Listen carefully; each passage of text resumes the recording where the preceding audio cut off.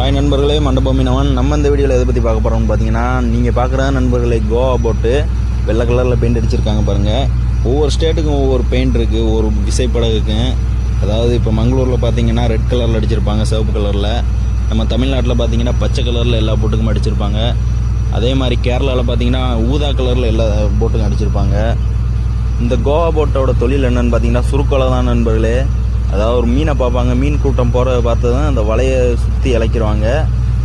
அந்த வலைக்குள்ள வந்து மீன்லாம் மாட்டிக்கிற நண்பர்களே, அதான் அவங்களோட தொழில். இவங்க இப்போ எங்கே கிடக்குறான்னு பார்த்தீங்கன்னா கரெக்டாக கேரளாவுக்கு நேரம் இருக்காங்க நண்பர்களே. அதாவது கோவாவுக்கு நம்ம இருக்கிற கேரளாவுக்கு இப்போ தொலைவு எவ்வளோன்னு பார்த்தீங்கன்னா 300 நாட்டிகள் 350 நாட்டிகள் அளவுக்கு தொலைவு இருக்குது. அந்த அளவுக்கு தூரத்துக்கு வந்திருக்காங்க மீன் பிடிக்கிறதுக்காக. ஏன்னா கடலில் மீன் இல்லைன்னா எங்கே வேணாலும் சுற்றி திரிவாங்க மீன் பிடிக்கிறதுக்கு.